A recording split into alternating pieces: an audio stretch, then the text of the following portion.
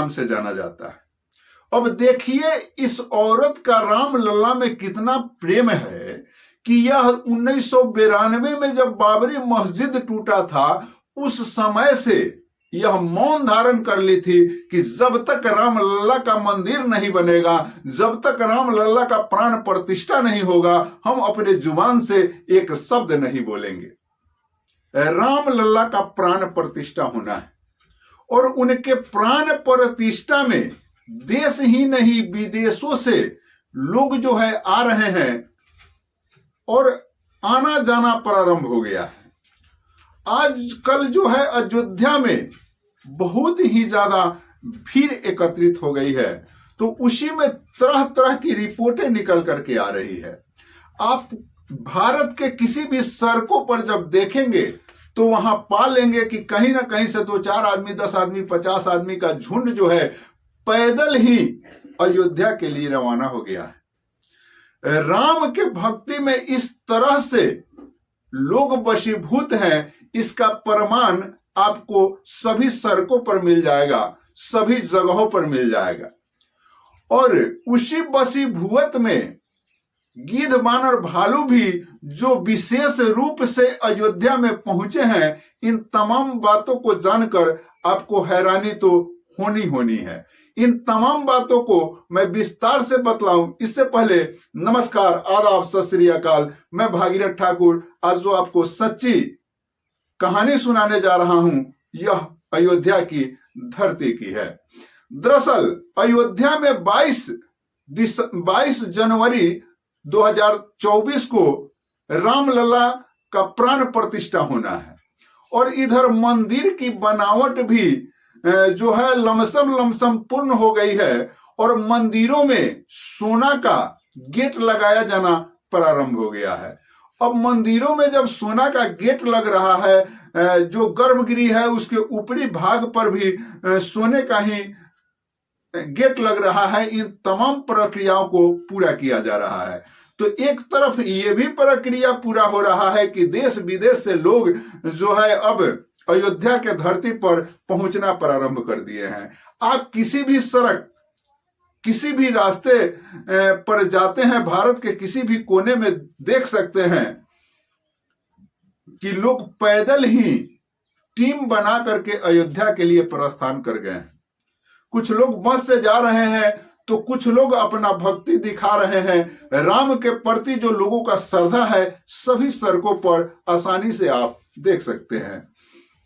यह साधारण नहीं है कि अयोध्या उतनी दूरी को कोई व्यक्ति पैदल चलने के लिए व्याकुल है, पैदल पहुंचने के लिए व्याकुल है। उसके भक्ति का आप अनुमान लगा सकते हैं और अनुमान लगाने मात्र से ही आपका शरीर सिहर जाएगा, आपका रुआं सिहर जाएगा। जब लोगों में यह व्यवस्था बन रही है तो इसमें गिद्ध, बानर, भालू भी पीछे नहीं है। पूरे भारत से वानरों की टीम भी जो है अयोध्या में पहुंच रही है।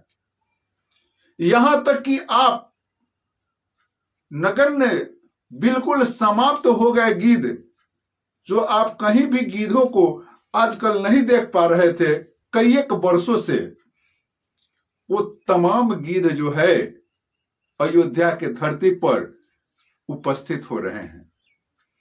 वहां के लोग धन्य धन्य हो रहे हैं। भालू भी पहुंच रहे हैं। वानर बानर तो पहले से ही कुछ थे और कुछ संख्याएं बढ़ गई है, लेकिन गिद्धों की जो उपस्थिति हुई है लोगों को हैरत में डाल रही है कि पूरे भारत से गिद्ध समाप्त सा हो गया था। ये गिद्ध आखिर रह कहां रहे थे? और एकाएक जब रामलला की प्राण प्रतिष्ठा की बात हुई तो ये कैसे आ गए? आप मनुष्य के साथ साथ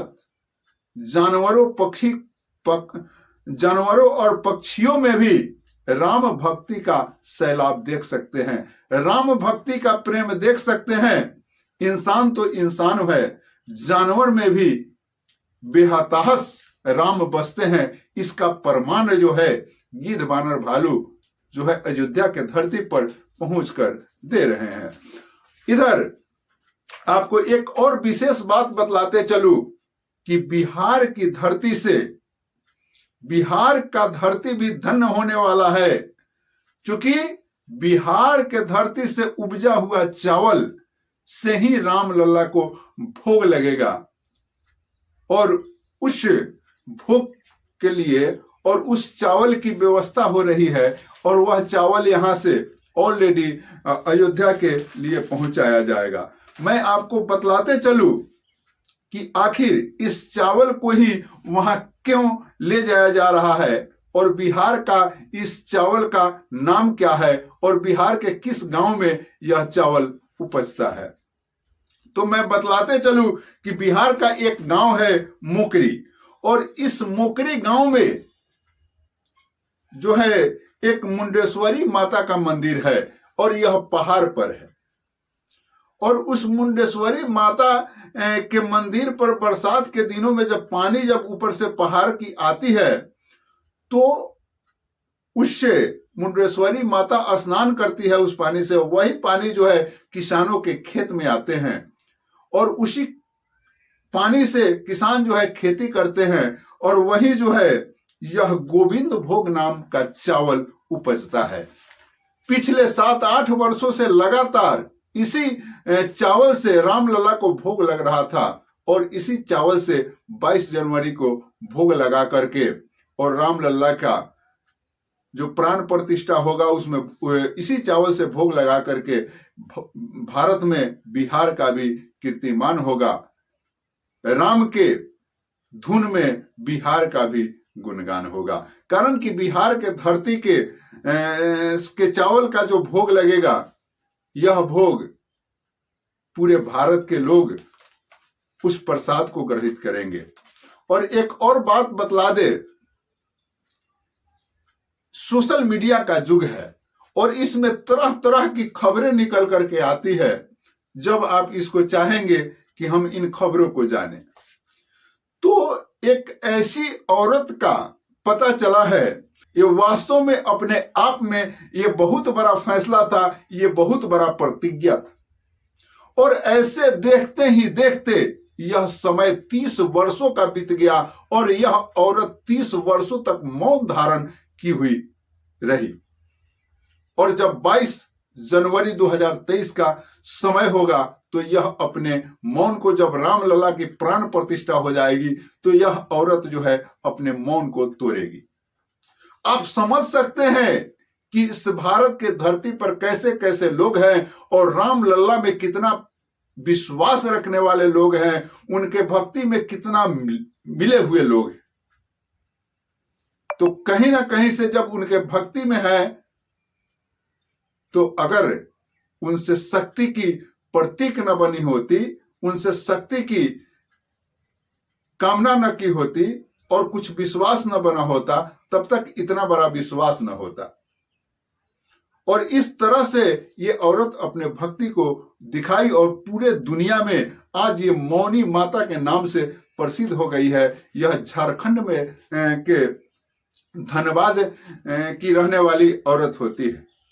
तो इस तरह से तमाम चीजें जो है, एक अद्भुत अद्भुत चीज निकल करके आ रहा है, जो अयोध्या में रामलला का प्राण प्रतिष्ठा है उसके एवज में। तो इस तरह की तमाम चीजें मैं हमेशा इस चैनल पर दिखाते रहता हूं। इसलिए अगर आप वीडियो देख रहे हैं तो एक लाइक करिए, और चैनल पर नए हैं तो सब्सक्राइब करिए। बाकी मिलते हैं एक नए वीडियो में, अब तक के लिए इतना ही। जय हिंद।